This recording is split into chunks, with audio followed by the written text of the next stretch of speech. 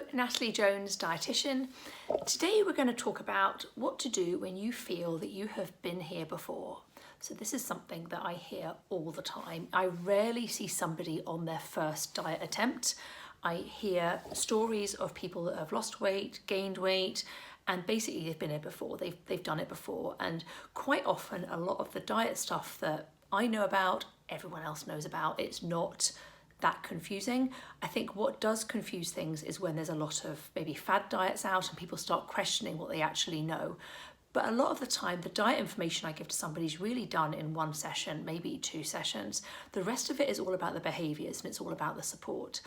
So what do you do when you've been here before and really you don't want to be doing this again and again and again? A lot of people feel it's their kind of last chance when they're seeing me, that they've tried everything before, it's not worked and they want to do something differently.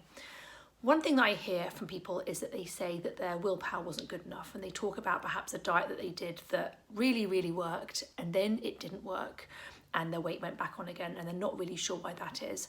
What I try to get down to the nitty-gritty on is why didn't that work? Now, these are not excuses, these are valid reasons. And a lot of people use the word excuses and are making excuses and it was me that couldn't do it. But actually, a lot of the time, there's aspects of that diet plan or of that regime that didn't work for you. And it might mean that it works for somebody else, but for you at that time of your life, perhaps, it wasn't suitable for you.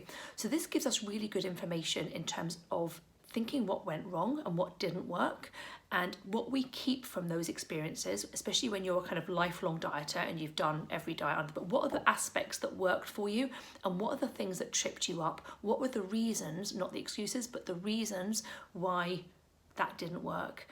And what can we then carry forward? So for example, it might be that somebody did Weight Watchers, Scottish Slimming, Slimming World, that kind of stuff.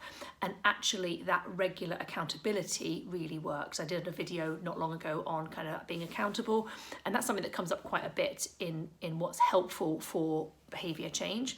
So maybe that accountability worked, but what didn't work perhaps was, I don't know, the flexibility when somebody goes on holiday, for example, or the looking at the lapse prevention. So what happens when something's going wrong? How quickly do you get back on track? So some of this is about looking at why you couldn't stick to it, keeping the aspects that worked well, but then changing the things that didn't work. And it's really easy when something doesn't go well, you don't want to think about it. And quite often people put their heads in the sand a little bit and they don't want to think about it because they feel they failed and they don't really look at it again. But the risk of thinking in that way is that when you start a new plan, it just starts again all rosy and then the same things happen again that trip us up. So looking at what worked before and keeping those aspects in, but actually looking at the reasons why something didn't work in a really non-judgmental way and just an objective, what tripped us up here and then how we can prevent that. So that means from any kind of experience that you have in terms of changing diet, that actually you're learning from what went wrong and you're learning at what suits you better.